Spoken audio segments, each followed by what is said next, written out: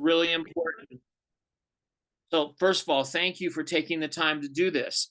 You may or may not have figured out that you are warriors in a battle right now, and that you are not only battling with understanding of what's going on in the world, but the teachings that we've been taught in the English language around our systems of government, our educational system, and dare I say, our religious system, have not necessarily been, shall we say, as much light-filled as we might have thought.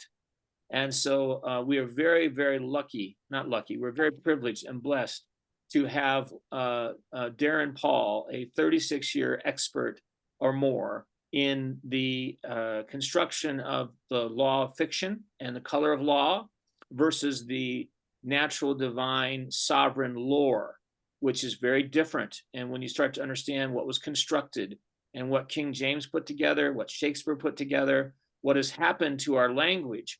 And we're going to start with some pretty amazing conversations right now. And he's only got an hour. Maybe he's going to give me another 10 minutes since he came on a little bit late. Maybe he's not. Doesn't matter. We're going to get right into this. I just want to say a quick prayer.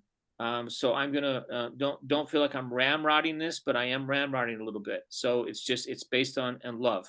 So Heavenly Father, Father God, thank you so much for this opportunity for us to gather.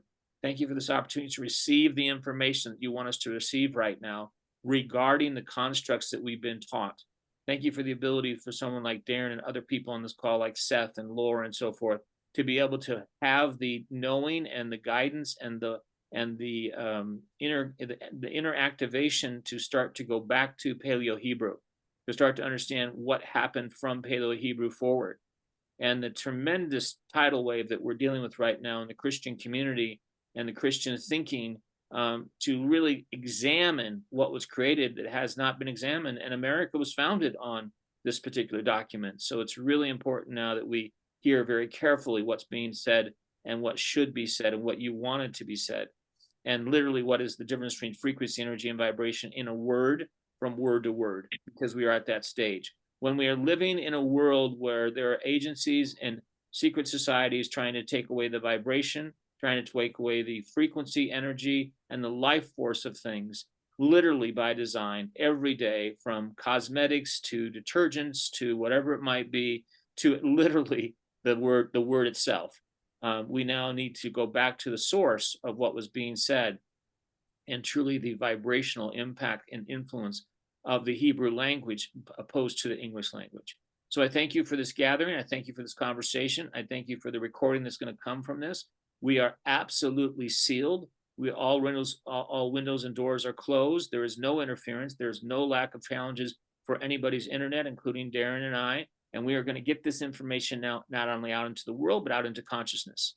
And by us gathering, because we think we're just a bunch of people that know each other that are gathering, we are very powerful souls. We are very powerful people. We are very powerful delegates of the Most High, and we are here for this time right now.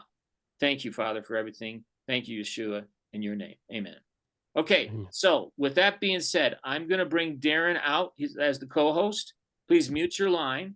The first illusion that we'd like to pop and the first balloon we'd like to pop today is the balloon regarding your birth date and who you are and how you were born and what has happened from the time of your birth in terms of your, shall we say, they say the shortest distance is a straight line.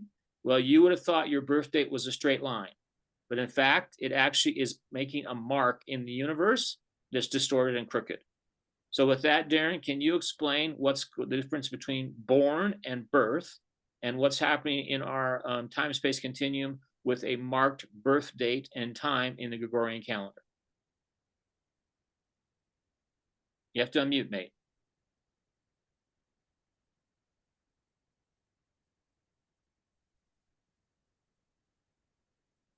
You're still muted.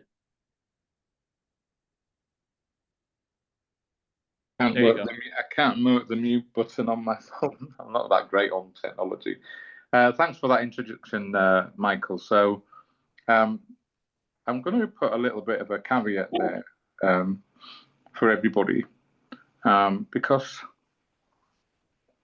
when we talk about these things for a lot of people, it may be like the first time they've heard it, and it's quite strange that, you know, that somebody's saying, well, there's a difference between born and birth, and, you know, because we all celebrate, well, not all of us actually, but the most of us celebrate a birthday, and so therefore to start understanding that, you know, that might not be all as it reads or we think it means, is quite difficult. I think there's a lady called Kubler-Ross that talks about the human psyche and how it reacts to change. And it says the first part of change is denial. And so where we are at the moment is we're on, for me, the beginning of the disclosure of exactly what's been occurring, not just in our lifetimes, but for quite a long time now. And so for us to get our heads around that initially is a challenge. And secondly, you know, nobody's actually given full disclosure and said, well, actually, you know, that chap there that said that is right. We've got to pieces of the jigsaw together. And that sometimes takes time and patience and understanding. So when Michael talks about, Darren's going to explain about, you know, what the difference between birth and born is. This isn't Darren that knows everything, because he doesn't.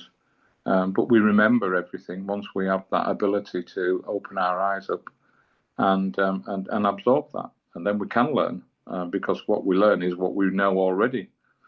The spark of the divine is within all of us. So that frequency and that vibration and that gnosis is already there.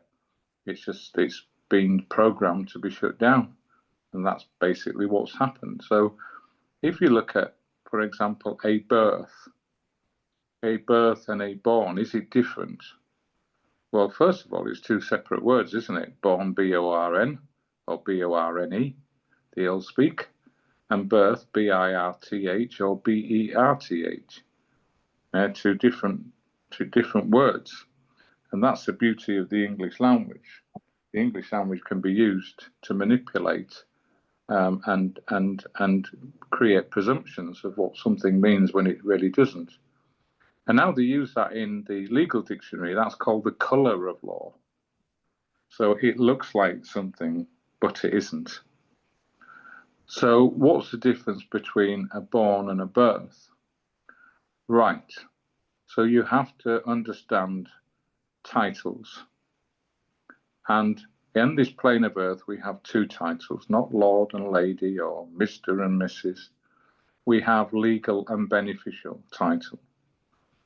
Legal is the administrative arm of the baby, and beneficial title, the equitable title, is the living man or woman, or the man with life, or the woman with life, as I would call it. And we always have those titles, and when a man is born or a woman is born, that title is perfect by the Creator. It's already perfect. And we have a trustee in place, which is mum and dad, because mum and dad have got to act for the baby, because the baby hasn't got its faculties yet. It's not got the life skills to be able to conduct commercial entity and get their way in the world. They have to go through a period of time. The Bible says 18 or 21, depending on the Bible that you're reading. So therefore, when we come of age, then our mum's trusteeship forgets. That's gone now, because we are now in full control of our title. And our title is that we are given creditor status. We are always creditors. So we always have beneficial title. So if anybody wants to take that away, they know that they can't if they understand universal law principles. They can't. So they can't intermeddle with the title of beneficiary. But what they can do is intermeddle with the title of the administrator. And that's what they do by creating the birth. Because when we birth, it's a shipping term. And so when we birth and we create another character in that situation, which is your full name with a surname, okay, then we have another character, because my born name is Darren Paul, but my birth name would be like, say, Darren Paul Smith, for example. So the Smith is annexed to the Darren Paul. And in English language, you can't create two facts and make a positive. You can't do it. So what's essentially happened is we've got another character, and the best way to understand that is with Monopoly.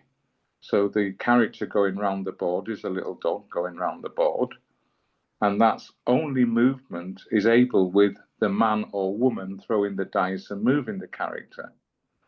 So when you are birthed, this character of John Paul Smith comes into being as the legal fiction, and so therefore the debtor, the trustee.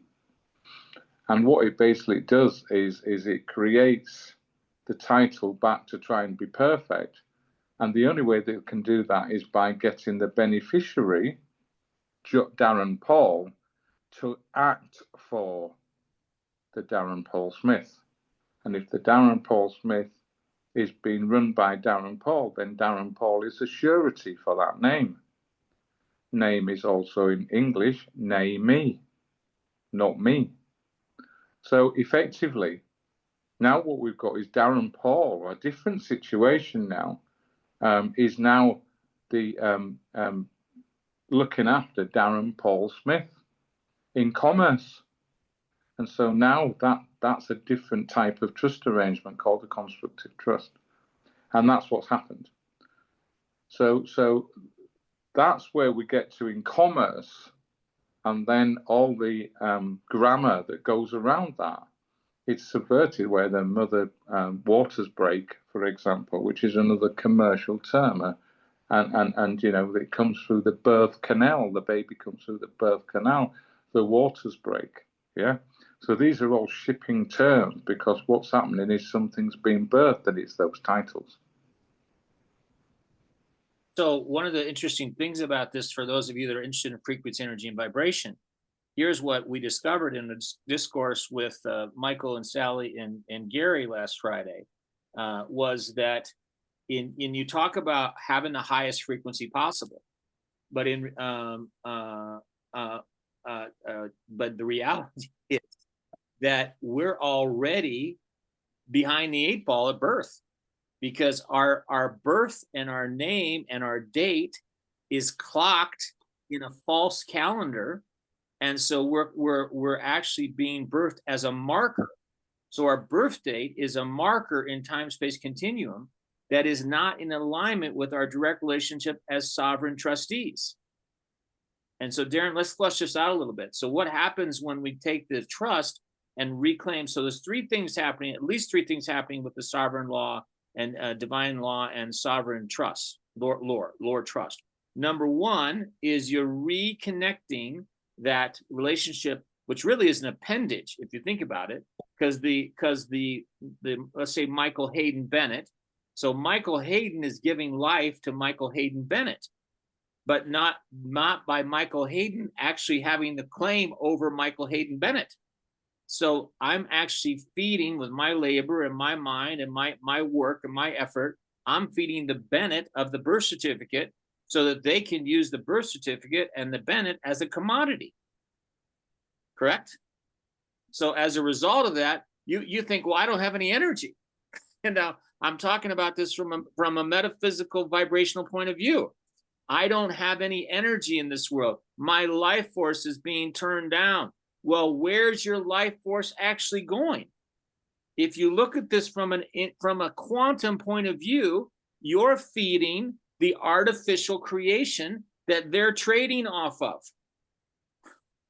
So your life force as a divine being is being siphoned into a fictional character, which is now evidence and able to be accessed through the birth certificate information and Social Security. We'll get into that in a little bit later. We may not be able to handle it on this call, but I want you to understand, by understanding your birth date and marker in time, you were given a, shall we say, a number. You know, like in a concentration camp, you were given a number, and that number isn't accurate for your relationship with the Creator. So now, Darren, let's talk about what has happened with what happens with the sovereign Lord trust when you recalibrate and you resync the slave surname with the actual divine. Can you address that for a second? Yes, and I'll just quickly interject there, Michael. I know you'll clean up whatever I do, so go ahead. Yeah, when you're now in allegedly, September 2025. I think it's the 3rd today, is it? Yeah, 3rd of the 9th to 2035. So we've got a 399 there. That's quite an insignificant day then for us today for those numbers. But the point is that's in a Gregorian calendar. So what you've got to ask yourself the question is, what changed from the Gregorian calendar going back to the Julian calendar, going back to the Hebrew calendar? What changed? How come it all got changed? I mean, if you're living in, I can't remember now where it is, I'm sure it's India. In India, their calendar is 2019 now. How does that work? So then we've got to start being, question our things. Right, so okay then. So at the moment, we're in September. So if I go to France and I say Sept, that's 7. 7 is universally known as Sept. So how come I'm in the 9th month of the year then? Not the 7th month? Because I've got Sept. And if I go to October, octopus, octagon, that's an 8. But I'm not, I'm in the 10th. How does that work? And then I go to November, which is 9th, and then I go to December, which is 10. DEC, decathlon. Right? All the words with DEC are 10. So how come I've named them that words, but they actually don't correlate with the number? Well, in England, we have a funny old thing called April Fool's Day, because people were ridiculed when they changed the start of the year from April the 1st to January the 1st. And the deniers were called April Fools. So that's what the programming did. So getting back to your question now, I just thought I'd interject on that because look, you might want to agree that the 12-month cycle is perfect and it's great and it works and this, that, and the other, but it is being designed to take us out of our rhythm. But if you want to agree with it, that's fine by us as well. But we need to understand that there's a bigger picture here, and unless we connect back to source, then how can we get to source? And how can we know what source knows already? How can we remember if we're outside of that timeline? So how do we do it with a trust? Well, bearing in mind that the whole world is run on trust, but we're not just told it, but the whole world is run on trust and equity.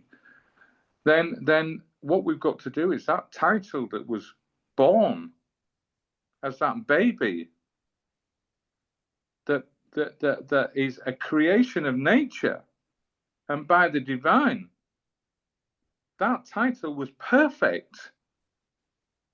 And it said, right, what's going to happen is you can administrate, but you're the beneficiary of the estate. So mum's going to do that and dad's going to do that for a period of time, let's say 21 years. And then you're going to be all right on your own, and you've got the perfect legal and beneficial title to navigate this world. Thank you very much. Great. And then somebody hijacked it and said, well, actually, we're going to take that title and get you to assume that this is the real title. So the legal fiction is the title, the legal person is the debtor, and you're going to assume responsibility for that debtor. So now we've got an imperfect title, because why is it imperfect? Because I don't really think that many people sit in the hospital and they go, right, Michael's just been born. What's he called? Oh, he's called Michael Hayden. Well, you've got to register Michael Hayden now. And all right, how do I do that? You inform us on this document because you'll be the informant. Oh, right, what does that mean then? Well, what it means is that he becomes a ward of state because he's a child and a resident and a citizen. So he comes into our commercial district, and you now only rent him because you're the payer for rent, payer rents. But nobody ever gets that disclosure. It's never given. It's just saying, you've just got to do it. That's it. So we do it. You get that, Seth? You're renting Eden. Yeah. So how do we? Well, the great news is with all law, there is always a remedy. There has to be, because we live in a world of duality. So there's good and bad, yin and yang, etc., black and white, positive and negative.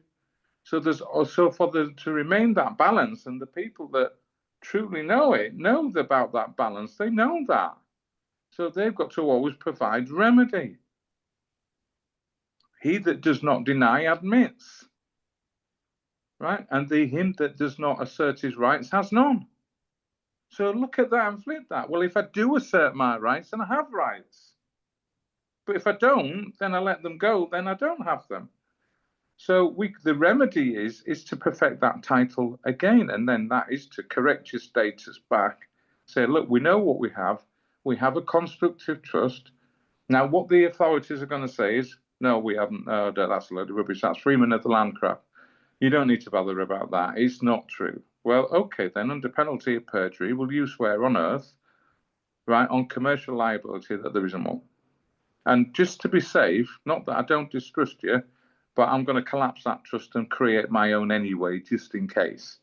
So I create my own private trust, and I put John Paul Smith in that private trust to be run by my trustees, and I'm putting him in a bear trust, so the trustees can use John Paul Smith for the beneficiary, the use of the beneficiary. And guess who that is? John Paul. We've now corrected God's title. We've now repaired it. That's what we do. And so there's three aspects to the trust. So that's the understanding, like, okay, so that's my sovereign, that's my sovereign scenario. So if that alone were just occurring for a divine being on this planet, you'd be recalibrating and realigning your actual mark in time-space continuum with the Creator. Just that alone. However, the trust also is very much 3D. So it answers the question about what do I do about my assets? What do I do about my car? What do I do about my intellectual property? So it has a physical real-time benefit like every lawful trust does. And then the third part is it's actually a legacy trust. So it actually then is your last will and testament. So I didn't understand going into this guidance from the Creator to work with Darren that there was such value coming out of this trust. And not only on a spiritual level, but also on a practical level, and then on a will and testament level. So it's like, so it's really a legacy. It's really a healing trust in many respects, as well as here's my standing in the world, and here's my standing with my family and my legacy. I just wanted to put that on the table. The other thing I'd like you to think about here is, our focus is remembrance. And so if you remember the email I sent out last week, it says the Sacred Trust of Remembrance Institute is a school for the covenant of grace protected by the divine order, structured as a foundation for the soul's continuity. Now that's a lot to say, but what it means to Darren and I is that our focus is to help you remember who you are as a trustee. Because as you can see, every time, how many applications, how many pleas that you've done in your lifetime have you put your birth date on? How many things do you think you have anchored that timeline to in your life? And so I'm talking about this now from a sacred geometry point of view for people like Laura and Seth and Liddy and so forth. Do you understand the spider web that this is created in your matrix, in your divine matrix? It's like this altered structure that's an overlay on top of your divine expression. So that's just something to understand and consider when we're all out here trying to do align and pray and harmonize and and do all these things we're trying to do, our sound healing, this and that. Yeah. And then at the top of the echelon is your marked awkwardly or distortedly in time-space continuum. So let that sink in for a second, because it's huge. Now, we only have limited time today with Darren, so there's another topic that's come up. In fact, let's stop for a second, because can I just interject on that? Yeah. I'll give you a practical scenario. Most people have a will. Well, that's not necessarily true. In the UK, not most people have a will, because there's only 1/3 that have a will. But most people realise they're going to pass this mortal coil, and then they want to pass their assets on, and they recognise that they have to have a will. They have to have a testamentary disposition, which is what a will is. Okay? So what we're doing by having a will is exercising our own free will, which was a gift given by the Creator, yeah, by the universe. So we're exercising our free will, which is very powerful. So when we say a will, you write a will and it will say, I hereby revoke all former wills and testamentary dispositions, this being my last will. So what it's saying is everything that I said before has now changed, because I've now made a new will and I'm revoking all former wills. That is standard linguistic practice, right, in all wills. And if you all that sat there now looking at your will, you'll see that I'm not that far off those words. Now, it will then say, when you want to distribute your estate, I would like to give my gold watch to John, give my house to this, and it says, I would like to. So that means that I'm now saying in the future, I would like to, because that's a future tense phrasing. And yet this is now my last will. So what happens between now? On, especially after hearing that. Sorry? Right, I muted. It's Jules. I muted. Right. So if I've said this is my last will and testament, and then I say I would like to, that's inferring that that would be happening sometime in the future. I've not anchored it in the present, and that is the trick of grammar. So you've actually achieved nothing, because you're saying I would like to. So if I say to you, would you like to meet next week? You say, well, when next week? What day? What time? Yeah. So we have to anchor it with something specific, don't we, in present tense language. And that is just a simple explanation of a legal form that is completely devoid of any accuracy at all and full of ambiguity. And so I could say, well, I was going to give you that gold watch to Michael, but you didn't tell me when to, so he's not got it yet. You said I would like to give him it. So just to understand that what's talked about here, what we're talking about is, don't think this is all, and this is expression that I've heard a lot over my lifetime, it's kind of airy-fairy. No, it's not airy-fairy. What we're doing here is dismantling a lie. And we're dismantling a lie that we've been taught since we were born about who we are in the time-space continuum, what a birth certificate is, and so forth. So we're just giving you like some really big insight into the structure of the soup you're in and how you're getting there. And so, and is there practicality for it? Is there like, yes, because the trust that's being created will recalibrate you to your actual right alignment with God, and that's very important. And then there's a very practical part, like, okay, what are the assets I want to protect? How am I going to do that? Like any other will does. And then but from a different place, because you're actually a sovereign now, not just some bloke that's getting, a last will and testament or a will. And then there's the other aspect about actually understanding the language. So what we really are wanting to do here is we're not just wanting to just get a trust. We want you to understand, where do you stand as a trustee? Who are you as a trustee? So if you're thinking about this, well, I just want to get a trust, this is not the right call for you. If you're saying, well, I just want to get my assets protected, that's not where this conversation is going. This is about people that want to know who they are, and if they come from, in God we trust or Yahweh we trust, then that trust is already taken care of. But you're not aligning with that until you make that clear. in shall we say, in the pirate ship, or in the world, in the world, but not of it.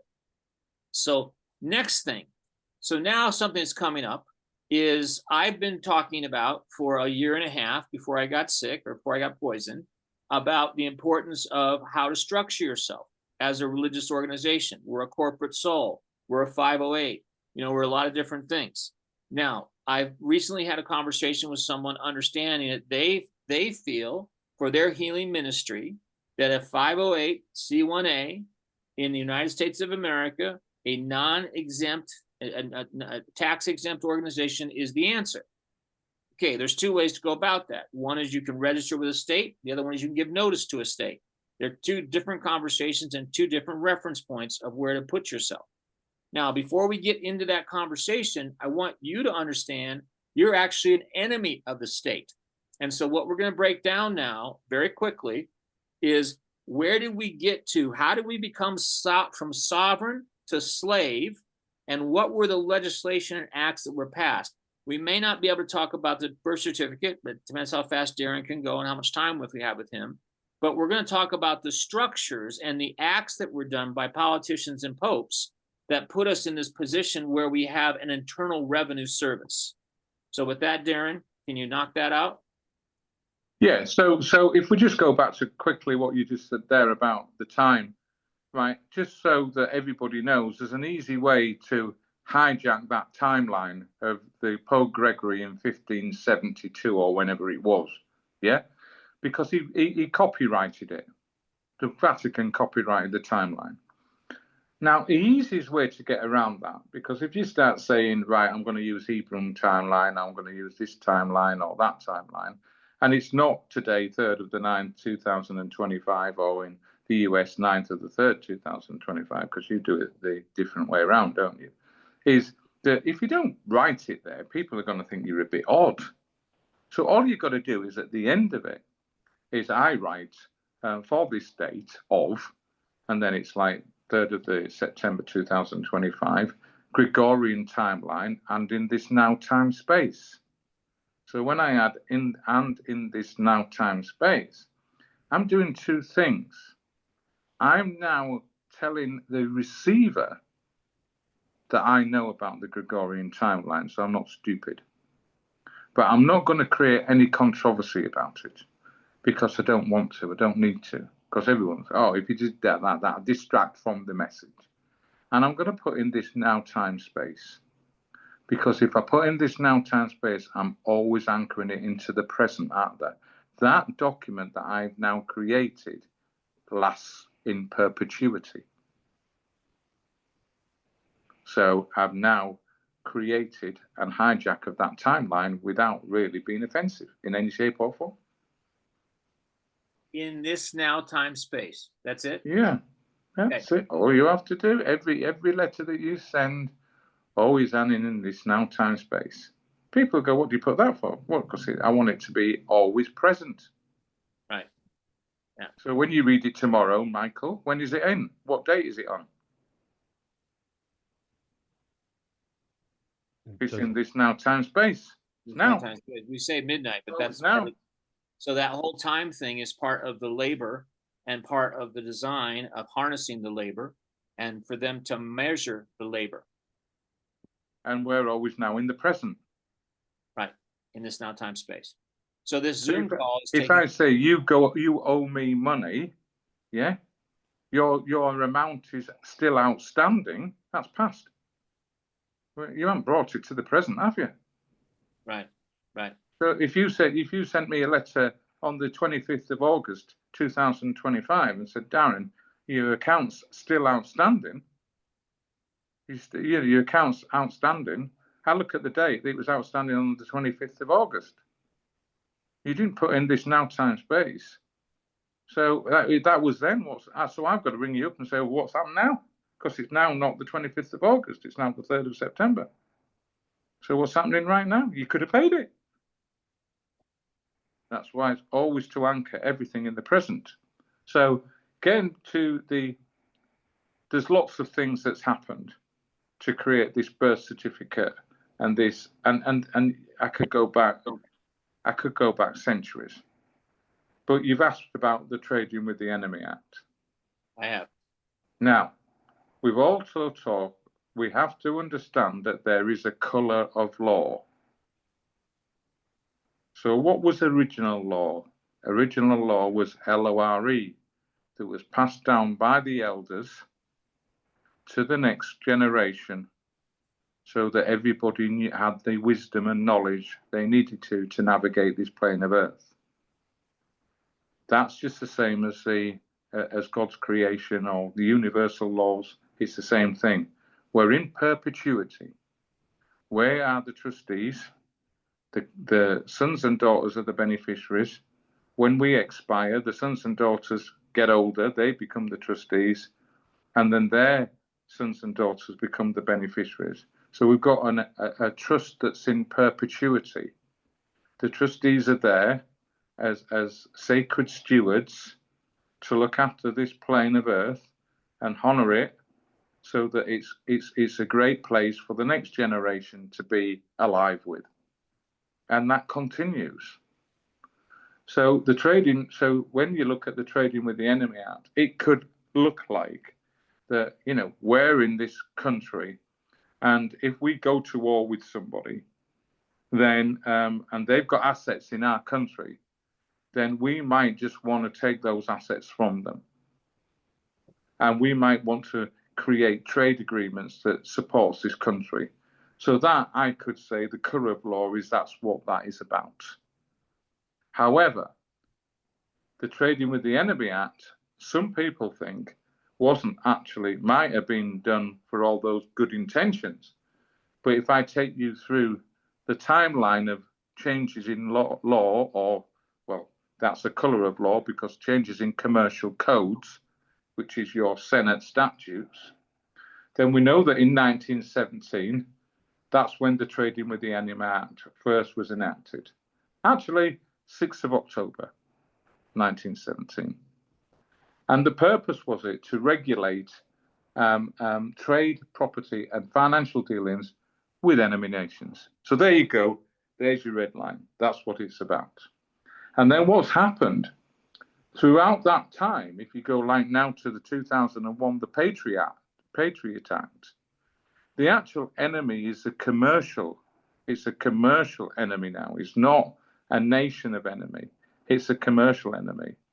And those commercial enemies are the citizens and the residents of the United States corporation, because that's what the United States is a corporation. If you talk to some of the indigenous tribes, they actually know now that they created treaties, but they didn't create treaties with who they thought they was having treaties with. They was creating treaties with a corporation. They didn't know that, so they got a bit hoodwinked. So with the Trading of the Enemy Act was given. The president gave sweeping powers to seize enemy property, restrict financial flows, and block contracts with enemies. That's what we're supposed to be doing. Yeah. So those labelled enemies lose their equity protection. So now, when you've asked about the birth certificate, remember that the birth certificate is the perfect title. And then when you become the John Paul Smith, then you're not in a perfect title. And then you lose creditor status. And you become, instead of somebody with inalienable rights, you become somebody that gets grants and privileges. That's different. And then in 1933, the Banking and Emergency Powers through Roosevelt, and that used the Trading with the Enemy Act to do that, so that people give up their gold, okay, and citizens was treated as enemies in a financial war. So this isn't a conflict about guns and weapons. This is a conflict about money, one eye. Okay. And how does the Federal Reserve Act interact with that? Well, you've then got, before you get to the the Federal Reserve Act was 2013, wasn't it? So the 2013 was that you didn't have proper money, like they had the greenbacks, which was why a president was shot, allegedly, right? Because that was proper money. But that's the Jekyll Island situation. Yeah, that's what I'm referring to, because that took out the property and that took out the government seat of power. So absolutely, that's what introduced the Internal Revenue. Actually, it was really Roosevelt that introduced the Internal Revenue Service. Well, right? We'll get onto that in a second. Yeah. Okay. Yeah. So basically, you've got successive acts. You've got the expansion of emergency powers in between 1934 to 1977, and in 1977 we've got the International Emergency Economic Powers Act. And don't forget, in 1971 the gold reserve was taken off the dollar. So that was after the Bretton Woods Agreement in 1944. So there's a lot gone on. They just didn't turn up one day and say, that's how we'll start doing this. He's always done tiptoes, if you listen to David Icke. It's always done totalitarian footsteps, if you like David Icke. But that's what he talks about. So basically, citizens under the International Emergency Economic Powers Act in 1977, that Congress passed that to formalize the emergency model. And the powers of the Trading with the Enemy Act were split into what? Well, one, the Trading with the Enemy Act now applied to wartime, and the IEEPA was applied to national emergency, and for it, whether foreign or domestic. So citizens' property transactions could be controlled under presidential declaration. And then if you go forward to 2001 and the War on Terror and the Patriot Act, that solidified all that, where men and women, and now the beneficial title is never extinguished, but the man remains the creditor and beneficiary of their estate. So you've got to now go back to where equity is to get round those acts. So that's the key thing, guys, is that if you are going to be that birth certificate name, then you are with all that colour of law, because that relates to them. But if you're the man or woman, then you are the creditor working in equity, and then equity always stands above those legislations because they're legal. Now, what some people say is, well, I like these legal codes because I can go and do a religious trust or whatever, and then I don't have to pay tax because I get a tax exemption on 501c or whatever it is, yeah? But you are still under the Trading with the Enemy Act, and you are still operating under commercial codes, so you are still a citizen.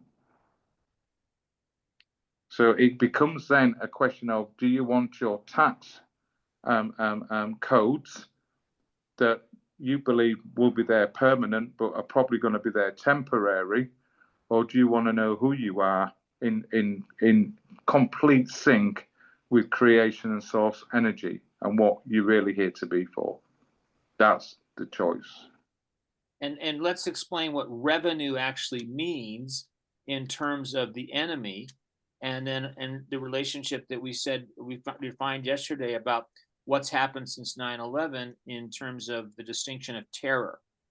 Just talk about that for a second. Well, the revenue. I first learned about revenue with the United Kingdom, because in the United Kingdom we used to have the inland revenue. Okay, so if everybody's an enemy estate or a foreign entity, which is the birth certificate name, really, yeah, then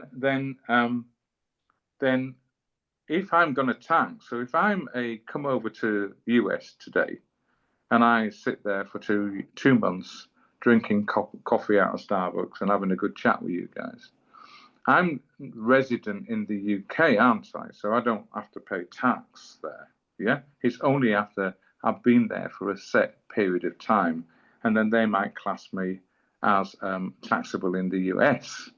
Okay. Now, so what they've got to do to tax something, then this entity, whether it's me coming over from Blighty into the US, or you coming from the US to UK, they've got to bring you in our land. That's why it was called inland revenue, because they were revenuing people inland. So they were bringing them into their jurisdiction. So then now inland revenue, we don't call that now. They're called His Majesty's Revenue and Customs. Well, that's even simpler, because if I'm the Revenue and Customs, I've got to revenue that entity that's foreign into the UK corporation to tax them. And if they're outside of that UK corporation in that constructed trust, then I can't tax them. So I'm revenuing them. And then when you've got the, I think it's IRS, isn't it? Internal Revenue Service. So internally revenued, so that you're not an alien, you're not a foreign entity, you are being brought back into the United States corporation, because you naturally reside on this plane of earth, given dominion rights. So we've got to bring you into our patch, our land mass, to tax you. Now, Excellent. that's what their play on words is. Now, if you went to the IRS and you said, this geezer called Darren Paul reckons this is what it's all about, they're going to completely deny that. So you've got to be clever. You've got to say, am I a party to a trust? Yes or no? Am I? Am I a party to a trust? Because if you say no, then so in law, if somebody says that that's not the truth, and they swear that on penalty of perjury, and they've lied, that is a very serious offence. A very serious offence. So therefore, that's the question we've got to ask. Excellent. So to round this out, so then we say, okay, well, we're going to do this sovereign law, sovereign divine law trust. And so then you say, well, Michael, I sell things. I do things. I'm involved with direct sales companies. I buy real estate. I do different things. How do I do that and not be in the internal revenue system? I mean, how does that work? And so then the question is, what do I become? What's the next step? Do I become a church? Do I become a ministry, or will the trust do that on its own? So let's talk about that for a second.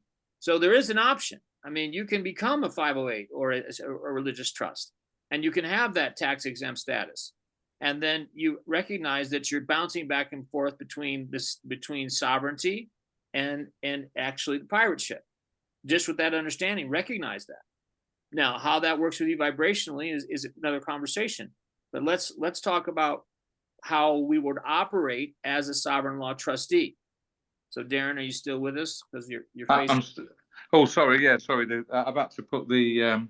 Sorry, I'll turn it that way. I've had to put the charger on. Okay. So there we go. I've turned it that way. So now. how would we? So as part of Pure for Planet Global Mission, as a private member, and now a private member that has services with sacred trust and remembrance, that you're going to be involved with, and then putting this together as also a church and a mission and a religious order, which is what we're going to define, then as practitioners or ministers that have your own independent, streams of, and again, here comes the word revenue, streams of income, because income isn't something that a trustee speaks about. So let's make some of those quick distinctions. Words that we use every day are words that are based on the commercial code. So let's talk about that just for a second, because I know you need to go soon. So yeah, so let's just put some context into that, though, Michael. Right. If we turn around and say, right, we're not paying any tax, get lost, we're self-wins. Okay. That's the kind of an extreme, isn't it? We're not trying to be enemies of the state. We're trying to get fairness and equity. Okay? That's what we're trying to get. So we've got to have that kind of as our mindset, in my humble opinion. And next, so then if we get fairness and equity, and let's say you've got a world leader that says, look, guys, you've got to pay 1% each year of what you bring in, because that's going to make the planet run smoothly, and we're going to have fairness and peace for everybody. I don't think many people would say, well, I'm not doing that. You know, so what that would do is, at a broad brushstroke, that would get rid of poverty. Everybody would have enough to sleep, eat, and live, and grow peacefully. I don't think many people, if they said, well, I've got to pay 1% of what money I bring in, I don't mind that. That's fine. I'm not saying it should be 1%. I'm not saying it should be 100%. I'm just saying that if that was what it was, the creation is of that exchange, then most people are not adverse to that. Okay? So the next question that we've got to ask ourselves is, well, is there enough resources on the planet? Or is there not sufficient resources? So is there enough resources and it's not just used correctly? Or is there enough resources and they are, or there isn't enough resources, there's just too many of us? Now, I think most people would, when I've asked that question, they say, well, there is enough resources. It's just not used properly. Well, you can see that because of how the world runs, because you've got people that are multimillionaires, they're never going to spend it, and you've got people that have got not enough food to eat. So is that a sovereign way of thinking? No, the sovereign way of thinking is that everybody has sufficient, and that's what the creditor status is about, is everybody is fine. Yeah? So when you say about the tax situation, it's not about throwing the baby out with the bathwater. It's about having peace and harmony and peace in equity. That's what we're after. That's what we want, a better place for all of us. And secondly, okay, is that we're not just talking about, oh, we're not going to pay tax. Let's just do a trust and not pay tax, because that's not embracing and embodying the spirit of the relationship. The spirit of the relationship is to create a better place for future generations. That's what it's about. And so then we come back to fairness in equity again. So, and you will have to, when you look at tax, because the system is so modelled and well run, the majority of people that hold that model together, they're the glue of it. So you've got to be patient, like they were when they first started creating income tax, because it's not always been there, okay, in its present form. So we've just got to, think that's a long-term goal, that we have fairness in equity, that everybody in the world is fed, watered, which is a basic human right, and clothed, and they've got a roof over their head. They're the 4 basic human rights. And we're just working towards that. That's what we're doing. We're not trying to stop paying tax. We're trying to work to a higher vibrational consciousness for all.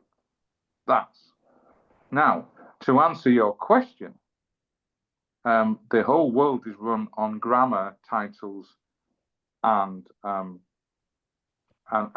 law, LORE, and jurisdiction. So basically, what we have to learn is that the jurisdiction of the United Kingdom is a corporation, the jurisdiction of the United States is a corporation, and the citizens are the employees of that corporation. So if you're employees, you're getting income, and so you pay tax. But if you're a charity and you're getting donations and equal energy exchanges by our own free will, then you're not getting income, are you? And so that way, so all you guys at Christmas, it's coming up soon, and you get all your presents at Christmas, or whatever you call it, Thanksgiving over in America, in England, it's good old Christmas.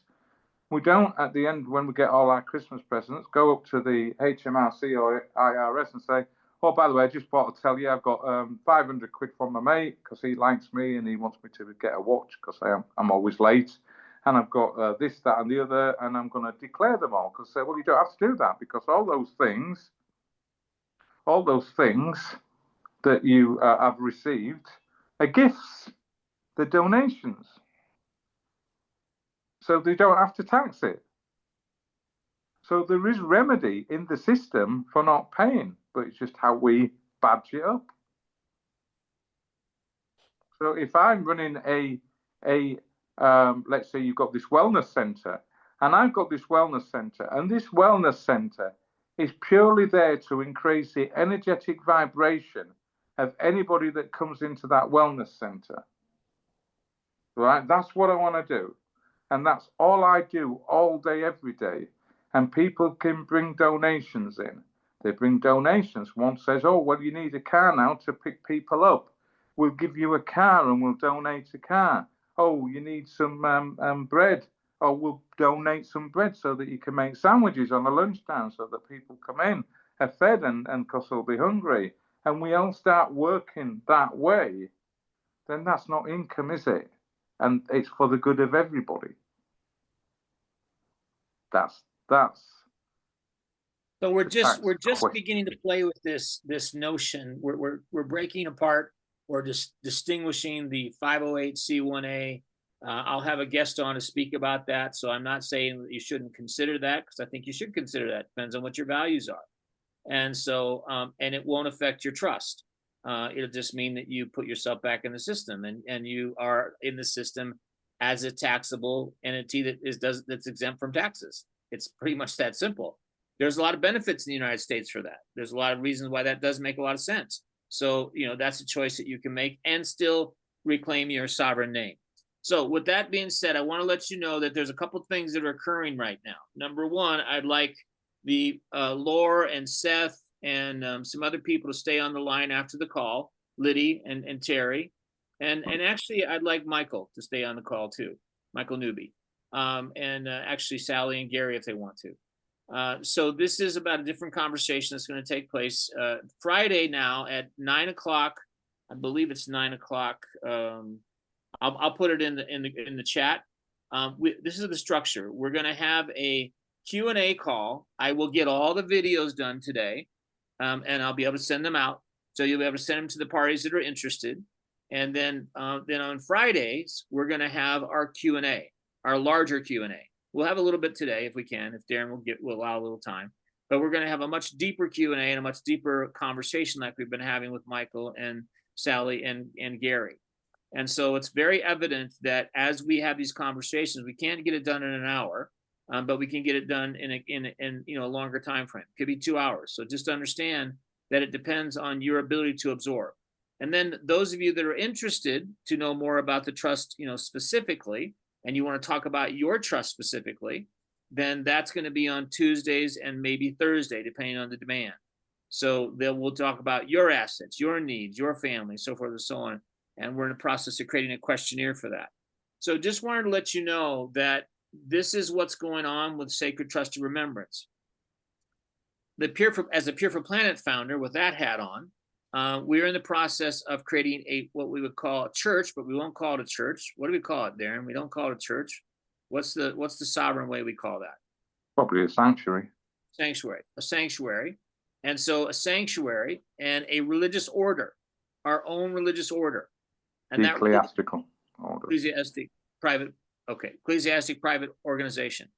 So that ecclesiastic private organization will be / religious order of what's known, what I'm a part of with the Chaldean Church. This will be made up of ministers, and there'll be 12 ministers that make that up. Pure for Planet Global Mission, Pure for Planet is moving in the direction of becoming a government, and that government will be with 12 ministers. So 12 people that they are standing for, and then we can become actually identified with the United Nations as a government. And at that point, we have our own flag, we have our own relationship, and we can make our own treaties. So you say, well, Michael, that's kind of interesting. Like, why is all that important? Because it's about giving people the access to privatization and giving them the ability to form together as a tribe. So we're a tribe expanding. Inside of our ecclesiastic organization will be the different, as Laura's been discovering, and no doubt Seth's been discovering, that the tribal information in the Paleo-Hebrew distinction is really the foundation of a lot of First Nation spirituality.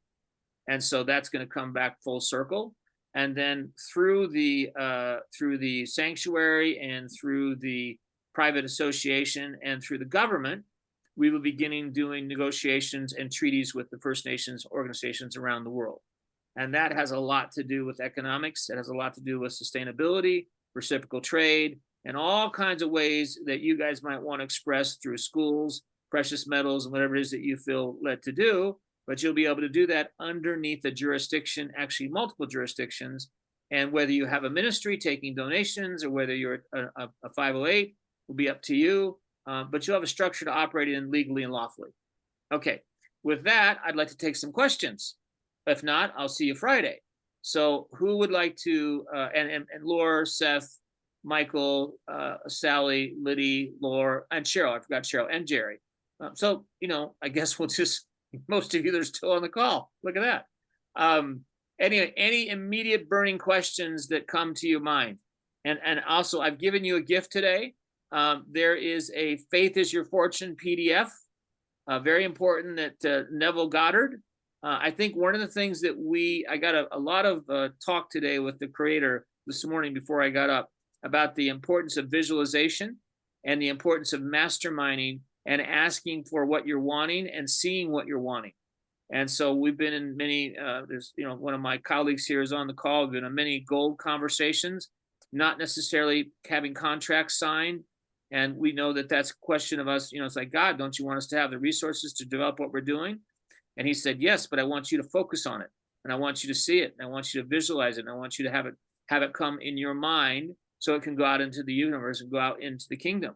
I said, oh, so it's not just me asking and just shutting up. No, it's you asking as a collective what it is you want to have happen, and then bringing Yeshua's energy to that and prayer to that and celebration and ceremony and worship to that. I'm like, oh, okay, that sounds like a mastermind.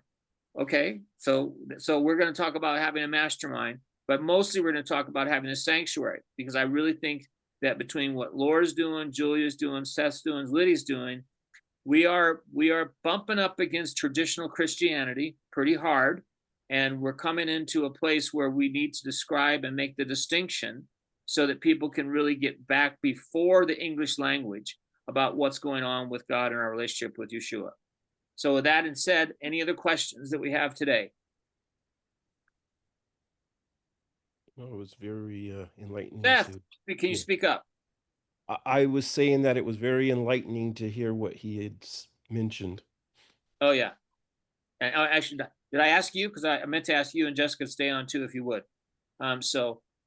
Okay. So obviously, there's a lot going on, and you guys are not here by accident. We already have that figured out. So any other questions? Cheryl, do you have any questions? Laura, Liddy? And, can't take that right now. No questions. Both of you are very, very clear. Darren, Michael, you guys are a great team. Thank you, Cheryl. So begin to consider your ministry. What is your ministry? And if you align with Pure for Planet, and if you had a chance to digest that, you're looking at it right now, what we're doing is education. And we have education coming in different venues. So the Sacred Trust of Remembrance Institute is a educational society. I know Lydia doesn't like that term, but educational school that is about giving you a bridge to deal with the scripture in the world and not of it. In this case, we'll say living in the pirate ship, but not being on it. And so this is part of what we want to be able to make sure people understand is you have been lied to, tricked, and also more importantly, you've been tricked and tricking your family for generations. Not your fault, but important to understand where it came from.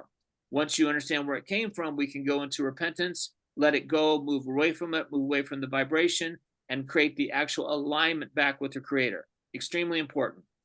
And it's very practical, because when you move into trust, it's also about dollars and cents, which, it would be naive not to talk about the fact that we live in a world where there's money. Or as Darren would say, M1I, which I'll let him discuss another time. We'll talk about what money actually is in currency in probably next week.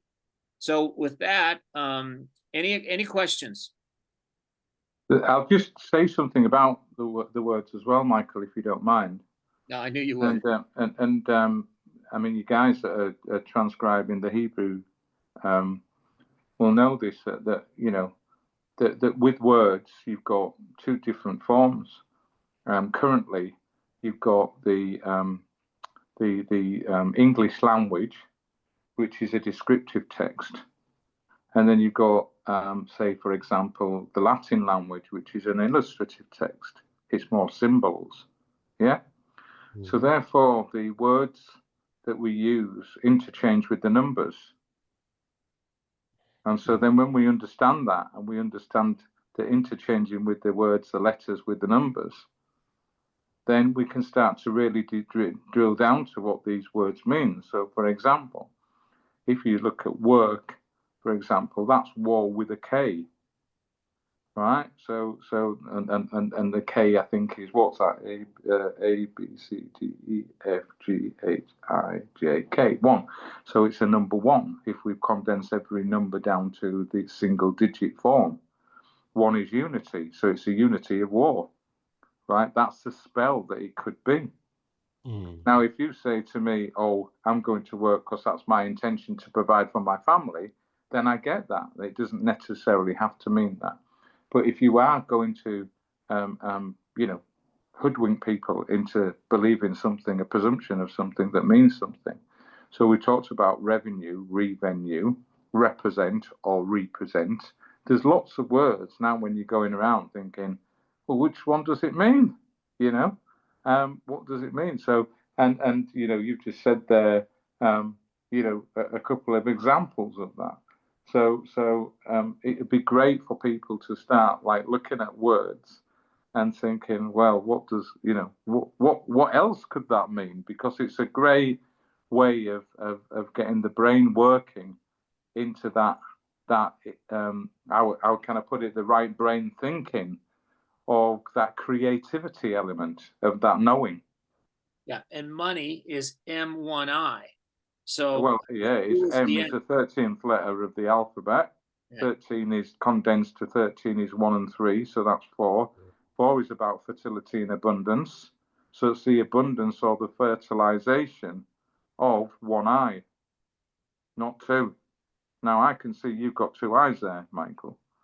We all have, but do we all use them, or do we just use 1 eye? Right. Are we myopic?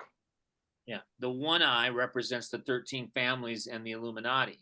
So it's abundance and it's on your dollar. For it's on that, your dollar. It's on your dollar sign. Yeah. So we're not making money for us. We're making money for them. And that's what the 1 eye is all about. So, okay. I'd like to just say something here in closing. And again, if anybody has any questions, just bring the chat up and put the little hand, or just unmute yourself and say, I have a question. So, and that could be Sally, Gary, anybody wants to have a question. What is taking place here is that we all know, or you wouldn't be on this call, that your thoughts create your reality. Now, that doesn't necessarily mean that we monitor and manage that very well sometimes, because we've got 95, 80% programming that's the opposite direction, right? Obviously, you now know that from the way you're cursing yourself every day. Not your fault, but now it's important for you to understand how you're speaking. And again, not too many places out there in the world where you can get a distinction about how should I talk today. So it's not just a question of how am I talking to myself negatively. Oh, no. It's the fact that you're in a weekday, a work day, a weekend. Those are actually sorcerer terms. Weekday, weekend. You know, what we can address that for a second. Weekday. You know, can I just interject there, Michael? Because you're using grammar, aren't you? And grammar comes from the French Grimoire. And Grimoire is the book of spells. There you go. That's why you have spellings. And that's why you have sentences. So when you're writing a sentence, you're casting a spell and creating a sentence for something. Yeah. So just begin to understand now, because I know how committed the people are on this call, and all the people that are going to listen to this recording, how committed you are to God, and how committed you are to spirituality, and you're committed to Yeshua, and you're literally from the time you were born to the time you die, speaking spells that were created for you to speak, that were taken from generation to generation to generation.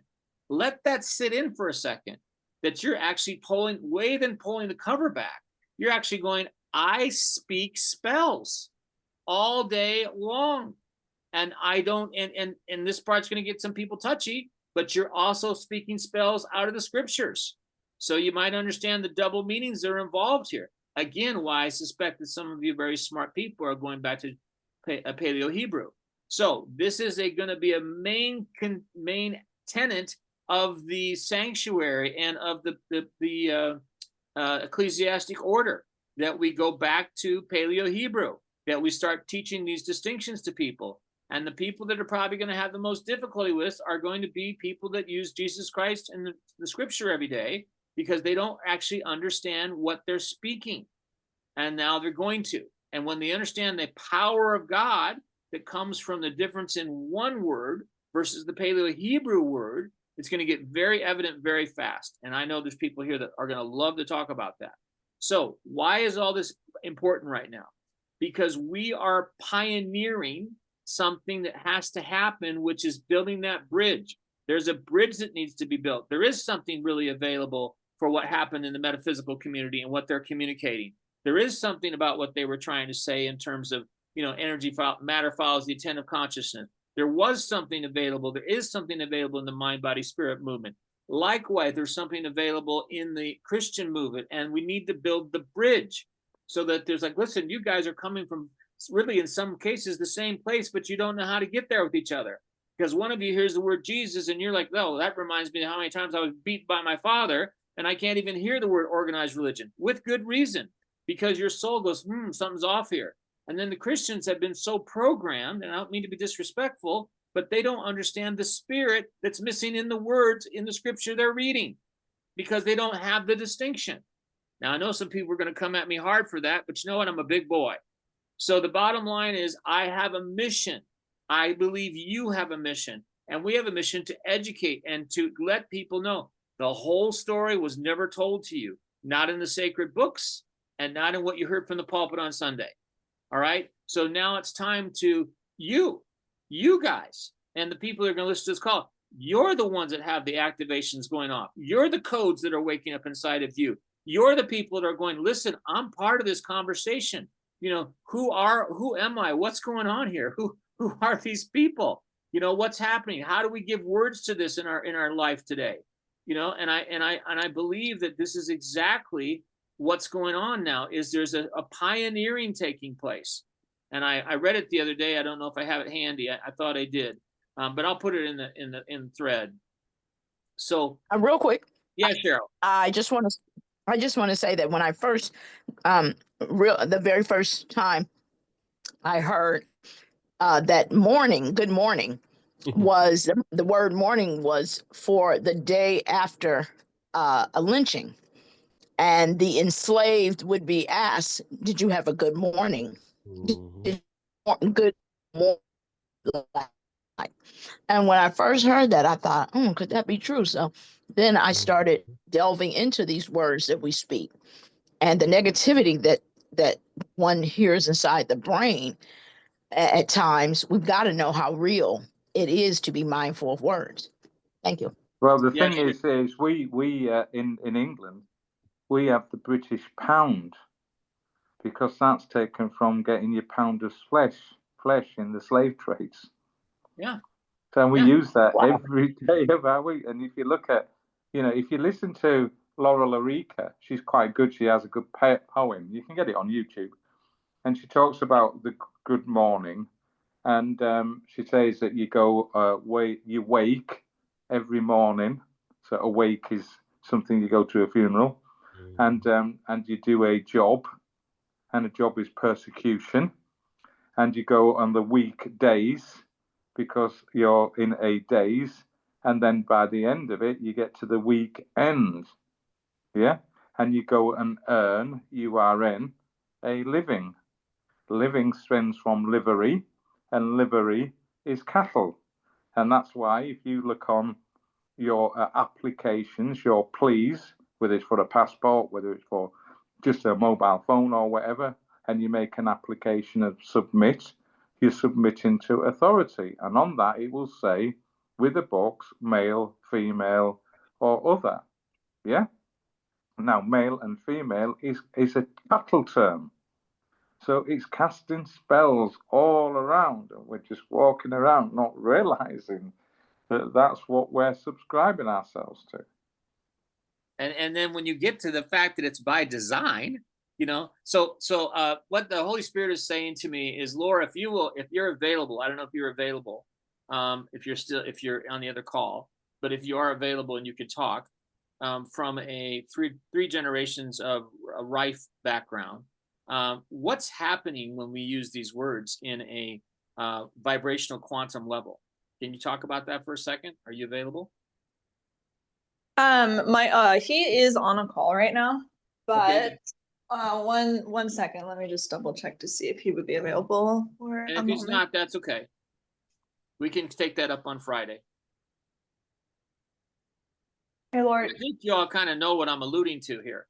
You know, you're Can you out talk- there, you're working are you there, He's Laura? available. Yeah, Okay. he's available. So can you Well, just Laura, rephrase? Laura, as a quantum expert and someone who works with 3 generations of rife technology, what's happening in the rife world when you're speaking, when you're doing the, you know, that's the technology that you call it? The rife or the spooky or the quantum freak? But all of them together, when you look at that in the precision of the, you know, having the fingernail or the spit or whatever it is being the DNA, what's the casualty when you're actually having somebody have a mismarked timeline in terms of the healing process? So this actually plays into this concept also about trauma. So trauma is also a quantum spiritual warfare technology that locks a portion or fragment of thy expression into a place within the timeline. Because we are already locked in via our social security or citizen status, we also are able to be like through younger ages, depending on what happens to us, it locks us into the timeline, eliminating things like courage, intelligence, strength, eliminating maybe connection, maybe increasing numbness, apathy. So the thing to understand about us as beings who are created by the Creator in His image, the image of our Creator is multidimensional. Therefore, we are multidimensional beings. And the written word is what binds our multidimensional selves to a physical place in time space.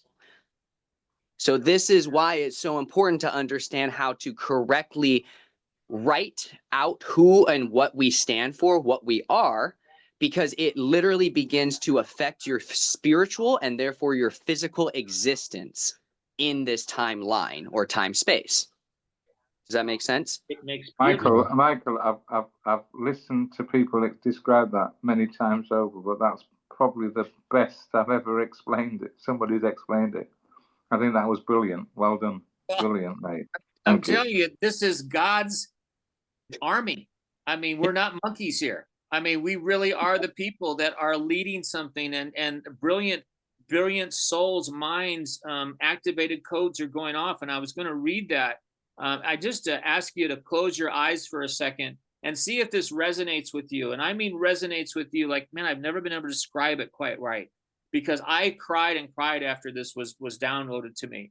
So the summary of our mission is Pure for Planet Global Mission. Who are we? Well, we're standing as God's warriors against the principalities. I think we all know who the principalities are. We're organizing as sovereign disciples under a covenant. In God we trust. And we might change that to in Yeshua we trust, or actually a different name for what we're going to call God from Paleo Hebrew. Living daily with fulfilled promises for our faith. Those are the Psalms. Reclaiming our birthright as supernatural children. We are supernatural children. We have amazing DNA. We were the perfection that God created, not just sinners.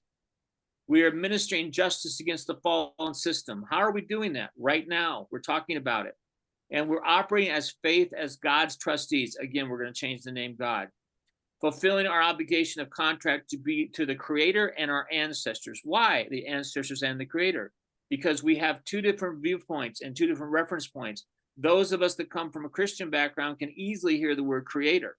But those of us come from a First Nation background, we are talking about our ancestors. But in truth, it's ancestors for both of us. Restoring the balance and hearing and honoring natural law and increasing the life force energy of plants, animals, and people. We're going to work with that word life force. And restoring the ancient modalities for healing. That would be dynastic, monistic, holistic, and indigenous or tribal. And returning to the garden and bringing forth the kingdom. What does that mean? That means we're going back to the tree of life and everything that we do. And ministering with light and love, regardless of the appearances. That's a hard one. So now here's the question. Who are you? Who are you that are attracted to Pure for Planet Global Mission and this mission? Well, it's time for God's warriors to come out of hiding and fulfill their destiny. That's right. You have a destiny. You know that. Your codes are being activated and you are being called to order. Those of you that know that all over the planet, you're being called to order. What is that order? That's what's coming. The time is now and you are no longer, the time is now and you are no longer alone. We are family. No, do what you can. This is very important because I can't imagine this is not a call of black sheeps. Do what you came here to do with the dignity and honor and respect. Do what you came here to do with dignity, honor, and respect. Your ministry awaits. Welcome home. We found you.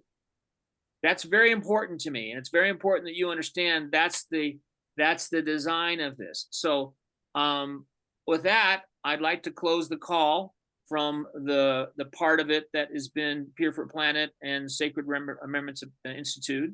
I'd like to remind you that I'm going to send out, I'd like to remind you, I gave you a gift called Your Faith is Your Fortune. And that has to do with really becoming into the fortune by us visualizing and masterminding.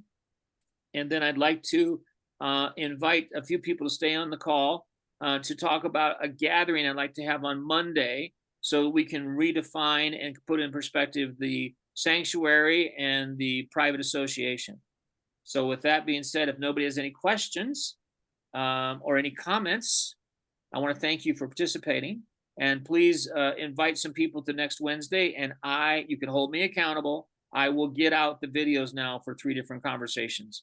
And so I appreciate all of you. I appreciate the commitment that you're making. And you have to know that when we started this conversation with Pure for Planet and we started rocking the world, that when I got that call internally at 2 a.m. on September 12th, when that energy said to me, I want you dead, I want you off this planet, and I want Pure for Planet off this planet, that there was a reason. Just understand that what we were doing last year in these talks, we were creating things in consciousness that were not favorable to the counterfeiter. Well, those days are over. After nearly dying and getting a reboot myself in a deeper relationship with our Creator, I know that what Pure for Planet's doing is essential and critical to the planet and to us as trustees. So thank you for your time. Have a great day. Anybody that you want to bring to the next call, please do that. And you have my email. If you don't, most of you do. And we're having active conversations right now with the Sacred Remembrance of Trust Institute. And we'll be continuing those conversations on Friday. Okay. Anybody wants to leave, please leave. Anybody wants to stay, please stay. Okay, I'm closing off the recording.